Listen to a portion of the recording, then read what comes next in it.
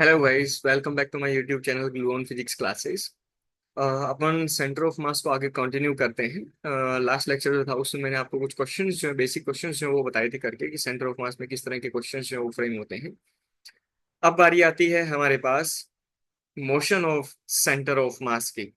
चलिए तो देखते हैं, अगर एक सेंटर ऑफ मास मूव करता है तो वो किस तरह से करेगा। चलिए तो आइए देखते हैं मोशन ऑफ सीयूएम की क्या पिक्चर है, सेंटर ऑफ मास। तो देखिए, कहानी यहाँ से स्टार्ट होती है कि सबसे पहले अगर हम मैं आपसे ये कहूँ what will be the position of COM. तो देखिए, पोजीशन ऑफ सीओएम का जो फॉर्मूला है वो अपन ने पढ़ा था, दैट इज आरसीएम, जिसको मैंने कहा था। ठीक है जी। तो पोजीशन वेक्टर जो होगा सेंटर ऑफ मास का, दैट इज गिवन एज, अगर आपको याद हो तो स्टार्टिंग में ही अपन ने किया था डिस्क्रीट वाले में। ठीक है, that was the M1 R1 vector plus क्या था M2 R2 vector plus M3 R3 vector plus up to so on so on so on there were total n masses, तो MN Rn vector divided by total mass which is M1 plus M2 plus M3 plus up to so on so on Mn। ये centre of mass के position vector की बात हुई है कि centre of mass की position क्या है। ठीक है, अब मैं अगर बात करना चाहूँ, लेट अस सपोज कि ऑब्जेक्ट जो है वो मूव कर रहे हैं, तो उस केस में सेंटर ऑफ मास कैसे मूव करेगा, यानी कि वेलोसिटी ऑफ CUM। तो अगर late us suppose object move कर रहे हैं तो हम ये कहेंगे कि जो मासेस हैं उनकी velocities respectively V1 V2 V3 इस तरह से। तो यानी कि टाइम के साथ पोजीशन जो है वो चेंज हो रही है पार्टिकल्स की, है ना, मासेस जो है उनकी चेंज हो रही है। तो आप क्या लिखेंगे, देखिए, विल से लाइक दिस कि since we know that velocity vector जो होता है वो होता है बेटा जी पोजीशन वेक्टर का differentiation with respect to time. तो अगर मेरे को velocity of centre of mass find करना है तो मैं क्या करूंगा, सेंटर ऑफ मास का जो पोजीशन वेक्टर है अगर उसको डिफरेंशिएट कर दें विद रेस्पेक्ट टू टाइम तो मुझे सेंटर ऑफ मास की वेलोसिटी के बारे में पता चल जाएगा। अब आरसीएम का फॉर्मूला ऑलरेडी अपने को पता है, पोजीशन ऑफ सीयूएम, उसमें मासेस तो कांस्टेंट है। तो चलिए वेलोसिटी ऑफ सीयूएम का फॉर्मूला निकाल के देखते हैं कि वी सीयूएम क्या आएगा, दैट इज इक्वल टू, देखिए डिनोमिनेटर में जो है वो टोटल मास है विच विल बी कांस्टेंट, तो M1 plus M2 plus M3 plus up to सुन सुन उसको बोल दिया अपन ने Mn। ऊपर जब डिफरेंशिएशन करना स्टार्ट करूंगा तो M1 एज इट इज क्योंकि कांस्टेंट है। R1 वेक्टर का डिफरेंशिएशन करना है विद रेस्पेक्ट टू टाइम, तो वो क्या बन जाएगा बेटे, dr1/dt। अब देखो dr/dt वेलोसिटी होती है, तो dr1/dt मतलब v1 वेक्टर हो गया एक तरह से। v1 वेक्टर का मतलब है कि पहले पार्टिकल की वेलोसिटी, यानी कि M1 V1 वेक्टर, प्लस है तो प्लस लगाया, M2 आ गया। अब R2 वेक्टर जो है, R2 वेक्टर का डिफरेंशिएशन करेंगे आप विद रिस्पेक्ट टू टाइम, तो वो बन जाएगा dr2/dt, तो वो क्या बन जाएगा, V2 वेक्टर।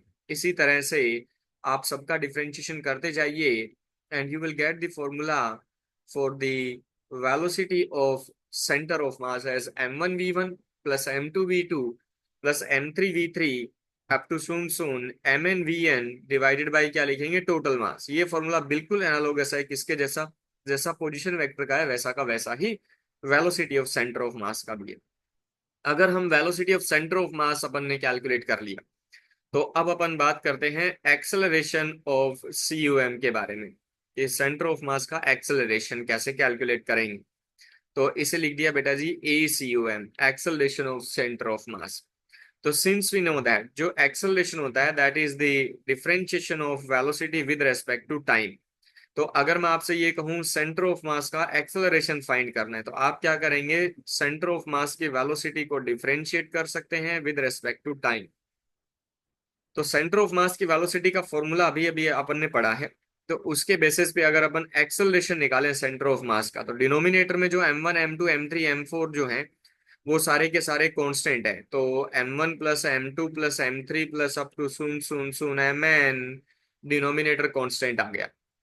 अब ऊपर से अब डिफरेंशिएट करना स्टार्ट करेंगे तो M1 कांस्टेंट, V1 का differentiation with respect to time यानी कि dV1/dt। बेटे dV/dt एक्सेलरेशन होता है, तो dV1/dt को क्या लिख दूंगा, A1 लिख दूंगा, यानी कि एक्सेलरेशन। तो ये पहले का acceleration M1 A1 plus M2। अब आप समझ गए होंगे कि दूसरे के साथ dV2/dt आएगा, उसको A2 लिख दिया, M3 A3 and up to सुन सुन सबसे लास्ट वाला Mn क्या आ गया, An। ये एक्सेलरेशन आ गया किसका, सेंटर ऑफ मास का। तो position of CUM, velocity of CUM and acceleration of CUM, तीनों के फॉर्मूले एनालोगस है। जब पोजीशन निकालनी हो तो मास को पोजीशन से मल्टीप्लाई कीजिए, ऐड कीजिए, divide by total mass. Velocity निकालनी हो तो मास को वेलोसिटी से मल्टीप्लाई कीजिए इंडिविजुअली, सबको ऐड कीजिए, divide by total mass. Acceleration निकालना हो तो मास को एक्सेलरेशन से मल्टीप्लाई करेंगे, सबको ऐड करेंगे एंड डिवाइडेड बाय क्या कहेंगे, total mass, and so on. इस तरह से ये कंटिन्यूएशन में रहेगा। What if I will ask what calculate the force at the COM. चलिए, force at COM, centre of mass पे अगर फोर्स कैलकुलेट करना हो तो इसे लिख दिया बेटा जी अपन ने FCM. Just be careful, all of them they are vector quantities, right. तो मैं क्या लिखूंगा, जैसे अपने पास एक्सेलरेशन ऑफ सीओएम का फॉर्मूला है पहले से, दैट इज क्या है, दैट इज है हमारे पास m1a1 प्लस क्या है m2a2 एंड सो ऑन, ऐसे करके हम जा रहे हैं mn वेक्टर डिवाइडेड बाय क्या लिख दिया बेटे जी इसको, total mass which is m1 plus m2 plus m3 plus up to सुन सुन क्या आ गया हमारे पास mn।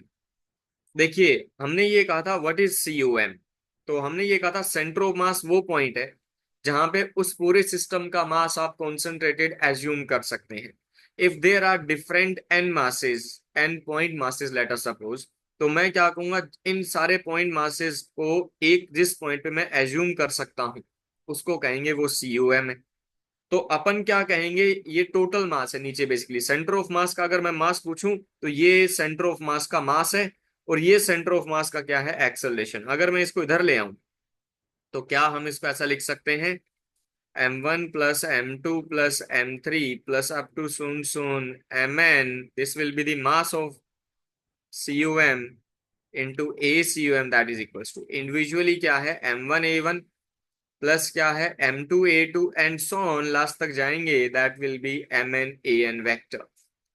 ये अगर सेंटर ऑफ मास का मास है और ये अगर एक्सेलरेशन है तो mass into acceleration will be force. तो force at COM, F C O M, that is equals, just be careful, m1a1 mass into acceleration यानी कि फोर्स, लेकिन पहले का है तो इसे लिख दिया f1 vector, m2a2 vector that is f2 vector, m3a3 vector that is f3 vector, and last वाला fn वेक्टर।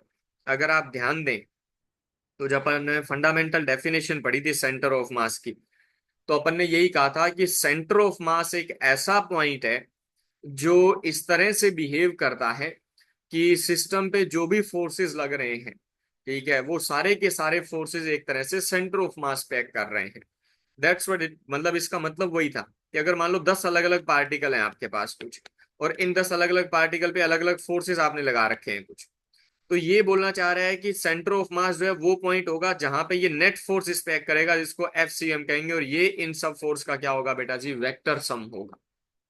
ठीक है, तो यही इसकी बेस डेफिनेशन थी। अब देखिए यहां से क्या कहानी निकल के आती है। अगर ये जो force at centre of mass है, अगर हम ये कहें व्हाट इफ की force at C U M zero हो जाए, मैंने दो अलग अलग में क्यों डिवाइड किया ये आपको समझ में आ जाएगा। चलो एक काम करते हैं, मैं पहले यही समझा देता हूं कि दो अलग अलग में क्यों लिखा है, आखिर मैंने ऐसा क्या हुआ है। तो देखिए क्या सिनेरियो है, अगर उसने कहा force at C U M zero है, तो बेटे जी फोर्स का फॉर्मूला था मास इनटू एक्सेलरेशन। अब मास तो सेंटर ऑफ मास पे जीरो होने से रहा, तो इसका मतलब है acceleration of C U M जो है दैट मस्ट बी जीरो। अब अगर acceleration of centre of mass को अगर आप जीरो लिखते हैं, तो आप मुझे एक बात बताइए, acceleration of centre of mass zero, भाई एक्सेलरेशन कब जीरो हो सकता है, क्या क्या पॉसिबिलिटी बन सकती है। तो एक्सेलरेशन ऑफ सीएम जीरो, तो एक्सेलरेशन जीरो तब हो सकता है अगर सेंटर ऑफ मास की वेलोसिटी या तो कांस्टेंट है, और या सेंटर ऑफ मास की वेलोसिटी जो है वो जीरो है। ठीक है, तो अपन एक काम करते हैं, दो अलग अलग केस पढ़ते हैं, case one and case two, दोनों इंटरेस्टिंग है अपने आप में, ठीक है, समझते जाइएगा। तो सेंटर ऑफ मास की वेलोसिटी या तो जीरो है और या सेंटर ऑफ मास की वेलोसिटी कांस्टेंट है। ध्यान से, कुछ लोग ये बोलते हैं सर जीरो भी तो कांस्टेंट है। कांस्टेंट का मतलब है कि उसके पास वैल्यू है कुछ ना कुछ, दैट इज नॉन जीरो। लेकिन स्पेसिफिकली जीरो होना मतलब वो किस पे है, रेस्ट पे है। सेंटर ऑफ मास की वेलोसिटी कांस्टेंट होना मतलब वो मूव कर रहा होगा। ठीक है, और ये इसका मतलब है कि ये क्या है, वो सेंटर ऑफ मास जो है दैट इज एट रेस्ट। अपन एक काम करते हैं, इंडिविजुअल देखते हैं इनको कि क्या कहानी है। अगर मान लीजिए मैं ये कहूँ, सबसे पहले केस वन लेते हैं। व्हाट इफ की वेलोसिटी ऑफ सेंटर ऑफ मास जो है वो क्या हो जाए बेटे जी, कांस्टेंट हो, तो क्या होगा। सेंटर ऑफ मास की वेलोसिटी का फॉर्मूला आप पहले से जानते हो, तो वी सी एम का फॉर्मूला जहां तक मुझे याद है, दैट इज मास को वेलोसिटी से मल्टीप्लाई करना है, ऐड करते जाना है and divided by total mass, m3v3 vector plus up to soon so on mnv and divided by total mass, that is m1 plus m2 plus m3 up to soon soon mn।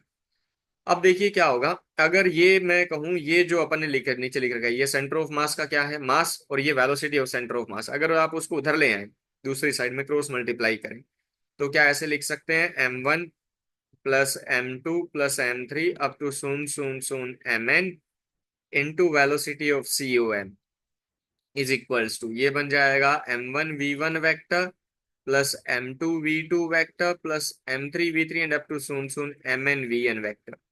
मजे वाली चीज ये है बेटा जी कि ये मास है और ये वेलोसिटी है, वेलोसिटी को हमने कांस्टेंट कहा है और मास वैसे कांस्टेंट होगा, तो इन दोनों का मल्टीप्लिकेशन भी एक कांस्टेंट वैल्यू आएगी। तो यानी कि जो लेफ्ट हैंड साइड है उसको मैं कांस्टेंट लिख सकता हूँ, कोई भी constant, that is equal to, right hand side पे आते हैं, m1v1 mass into velocity. Mass into velocity क्या होती है, अगर आपको याद हो तो, mass into velocity will be the linear momentum actually. तो लीनियर मोमेंटम को रिप्रेजेंट करते हैं P से, तो ये आ गया P1 वेक्टर पहले का linear momentum, plus P2 vector, plus क्या आ गया बेटे P3 vector, and so on. और ये सबसे लास्ट वाला क्या आ जाएगा बेटे जी, Pn वेक्टर। तो क्या ये P1 P2 P3 Pn जो है ये टोटल या नेट लीनियर मोमेंटम है सिस्टम का। तो मैं यहां से ये लिख सकता हूं कि नेट लीनियर मोमेंटम जो है of the system, that remains क्या है, कांस्टेंट।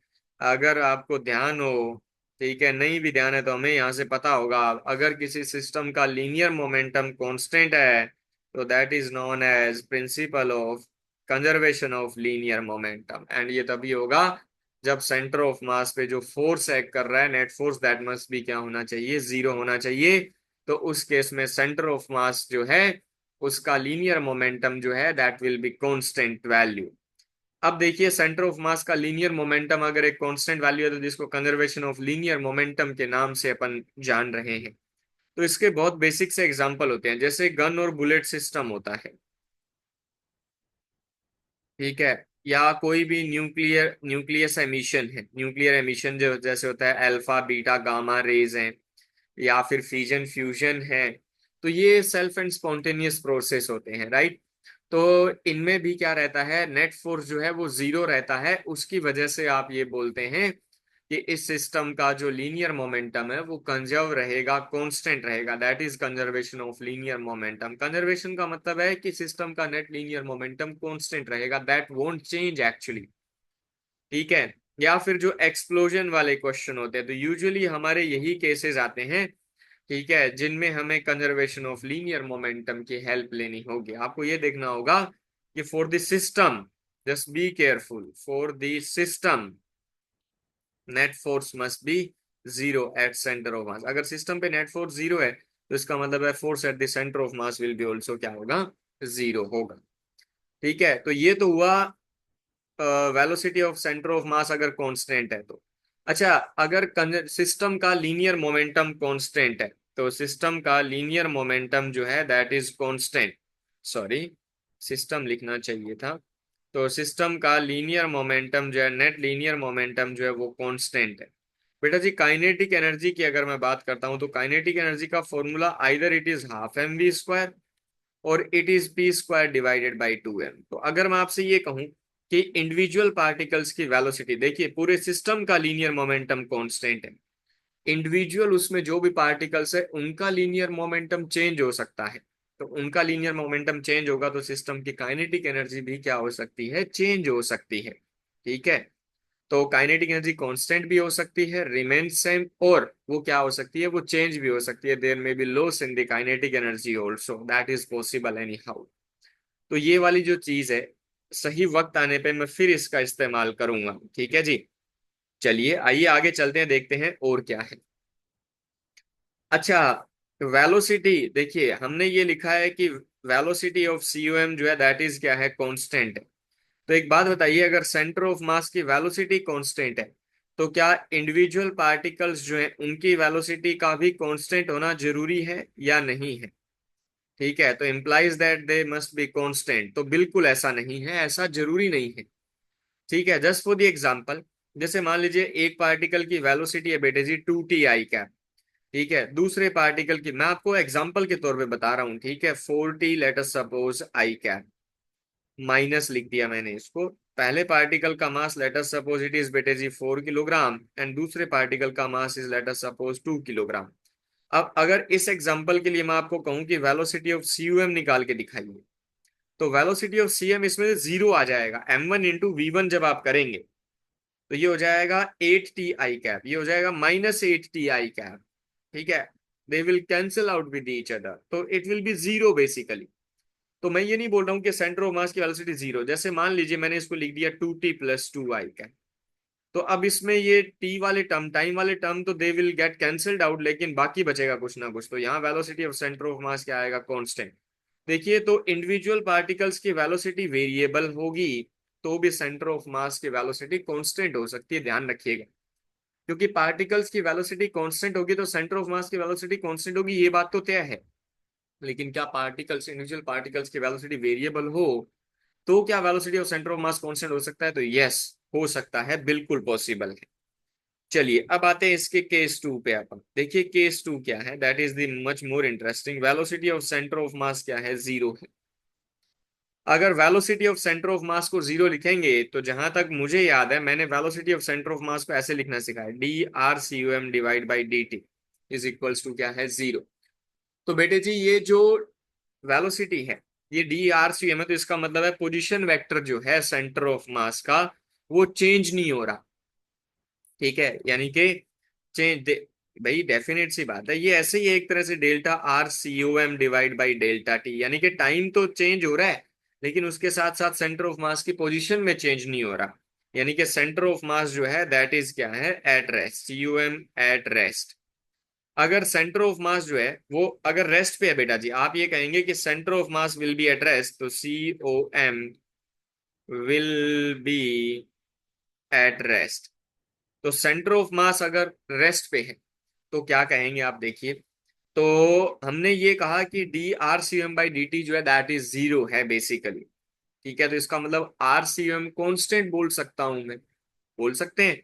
या फिर आप ये भी बोल सकते हैं कि d r c u m जो है दैट इज इक्वल्स टू क्या है बेटे जी, 0 × dt विल बी जीरो। अगर मैं बोथ द साइड इंटीग्रेट करता हूँ इसका मतलब है Δ r c u m जो है वो क्या है, जीरो। इसका मतलब है नो चेंज इन पोजीशन। भाई सीधी सी बात है, चेंज होगा भी कैसे, अगर वो रेस्ट पे है तो चेंज होने का तो सवाल ही नहीं उठता। तो there is no change in the position of the centre of mass. तो चलिए देखते हैं, velocity of centre of mass को अगर आप जीरो करें तो VCM का फॉर्मूला आपको याद है, m1v1 + m2v2 + m3, सारे वेक्टर फॉर्म में, डिवाइड बाई। ठीक है, तो ये हो गया m1v1 वेक्टर प्लस ये है बेटे जी m2v2 वेक्टर प्लस आ गया m3v3 vector plus up to सुन सुन mn/vn vector which is divided by total mass that is m1 + m2 + m3 plus up to soon soon mn। इसको इक्वल कर दिया zero के, क्रॉस मल्टीप्लाई करेंगे तो ये वाला टर्म जीरो के साथ मल्टीप्लाई होगा तो ये टर्म बचेगा आखिर में और ये इक्वल टू क्या आ जाएगा, जीरो। तो m1v1 + m2v2 + m3v3, तो क्या मैं इसको ऐसे लिख सकता हूँ, m1v1 वेक्टर को लिख दिया बेटे मैंने dr1/dt प्लस इसको लिख दिया m2 × dr2/dt प्लस m3 को लिख दिया मैंने dr3 vector divided by dt and so on that is equals to zero. LCM लेंगे dt, dt उधर जाके जीरो से मल्टीप्लाई होके गायब हो जाएगा। तो क्या बचेगा उस चीज को लेके बात करते हैं। तो यहाँ बचेगा बेटे जी m1 dr1 vector plus m2 dr2 vector plus m3 dr3 vector and so on is equals to zero. अगर इंटीग्रेट करें तो इंटीग्रेट करेंगे तो m1 integral of dr1 vector plus m2 integral of dr2 vector plus m3 integral of dr3 vector and so on that is equals to zero. अब इस वाले case में क्या होगा, M1 डी आर वन को लिख दिया डेल्टा R1। भाई R1 की जो पोजीशन है, लेट अस सपोज पहले पार्टिकल की पोजीशन R1 से R2 हो गई एग्जांपल के लिए, नहीं तो R2 को आप कुछ और समझ लोगे, ये समझ लोगे। मान लो R1 डैश से R1 डबल डैश हो गई, तो डी आर वन का integration R1 vector, upper limit minus lower limit, यानी कि R1 double dash minus R1 dash, यानी कि final minus initial, that is change in position. तो M1 delta R1 vector plus M2 delta R2 vector plus M3 delta R3 vector, यानी कि जो भी मास है उनको उनकी चेंज इन पोजीशन से अगर मल्टीप्लाई करके ऐड करें वेक्टर फॉर्म में, तो इन सब का सम क्या आएगा, 0 आएगा। ठीक है, तो ये मतलब होता है सेंटर ऑफ मास के रेस्ट पे होने का, कि इन सब का वेक्टर सम, यानी कि जैसे मान लो एक पार्टिकल है, वो अगर राइट साइड शिफ्ट हो रहा है, तो हो सकता है दूसरा पार्टिकल सेंटर ऑफ मास की पोजीशन ना चेंज करने के लिए या तो लेफ्ट साइड में शिफ्ट हो या राइट साइड में। तो इसका मतलब क्या है, ये जो मैंने लेफ्ट साइड और राइट साइड शिफ्टिंग का कहा, ये अपन समझते हैं। ठीक है, तो बेसिकली दो केस है यहाँ पे, यूजुअली इन्हीं पे क्वेश्चन बनते हैं, या तो कंजर्वेशन ऑफ लीनियर मोमेंटम पे, और या ये जो दूसरा पार्ट है, दोनों को बाइफरकेट कैसे करेंगे। अगर मूविंग सिस्टम हो, मूव कर रहा हो, तो उस केस में यूजुअली केस वन का इस्तेमाल होगा, यानी कि कंजर्वेशन ऑफ लीनियर मोमेंटम। अगर रेस्ट पे हो, ठीक है, तो उस केस में केस टू का यूजुअली यूज होता है। मैं ये नहीं बोल रहा हूँ कि ये फिक्स है, ये कोई रटने वाली चीज नहीं है, आपको समझना पड़ेगा, आपको खुद देखना होगा ये चीज। ठीक है, तो ये दोनों को यूज कैसे करना है, यानी कि कंजर्वेशन ऑफ लीनियर मोमेंटम पे कैसे क्वेश्चन बनते हैं, और ये जो केस टू है इस पे किस टाइप के क्वेश्चन फ्रेम होते हैं, ये आप अगली क्लास में जो है अपने कंप्लीट करेंगे। ठीक है जी, और कोई दिक्कत परेशानी अगर आपको लगे तो आप मेरे को कमेंट सेक्शन में बता सकते हैं, कोई दिक्कत नहीं। चलिए, thank you everyone, thank you so much guys.